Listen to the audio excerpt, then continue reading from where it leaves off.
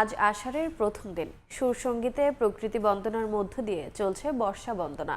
বর্ষা কথন, গান, নৃত্যসহ নানা সাংস্কৃতিক আয়োজনে উদীচীর নিজস্ব শিল্পীদের অংশগ্রহণে চলছে এই আয়োজন। বাংলা একাডেমিতে অনুষ্ঠিত হচ্ছে বর্ষা উৎসব। সেখানে আছেন সহকর্মী ফারজানা লিনা। সরাসরি যাচ্ছি তার কাছে। লিনা, আজ আষাঢ়ের প্রথম দিন। আষাঢ়ের প্রথম দিন আজ, তবে প্রকৃতিতে বর্ষার দেখা খুব একটা না মিললেও নগরবাসীর যান্ত্রিক জীবনে বর্ষার প্রতি যে আবহ, যে আকর্ষণ, যে ভালোবাসা, সেই জায়গা থেকে কিন্তু বর্ষাকে বরণ করে নেবার জন্য যে প্রস্তুতি, প্রতি বছরের মতোই এবছরও কিন্তু সেই প্রস্তুতি শুরু হয়ে গেছে। একেবারেই আষাঢ়ের প্রথম দিনেই বাংলা একাডেমির নজরুল মঞ্চে উদীচীর আয়োজনে চলছে সাংস্কৃতিক আয়োজন। সেখানে একদিকে যেমন নৃত্য, গান, কবিতা, কথা, কথন, নানান ধরনের আয়োজন আছে এবং তার পাশাপাশি আছে কিন্তু পরিবেশের প্রতি সচেতনতামূলক নানা ধরনের ছোট ছোট বার্তা।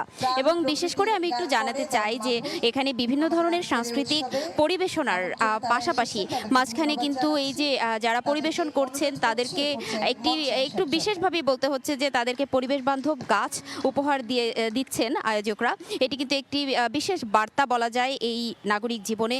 এবং তারই পাশাপাশি বলতে হয় যে শহরের হাতিরঝিলে প্রায় 167 দিন ধরে চলছে পান্থকুঞ্জ পার্কে যে অবস্থান কর্মসূচি হাতিরঝিল জলাশয় ও পার্ক রক্ষার জন্য, সেই কর্মসূচির যারা আয়োজক তারাও কিন্তু এই আয়োজনের সাথে একাত্মতা ঘোষণা করেছেন এবং তাদের একটি বিশেষ স্লোগান হচ্ছে, দেখো পান্থকুঞ্জ জেগে আছে, হত্যা হলে একটি বৃক্ষ, লড়াই হবে তোমার সাথে।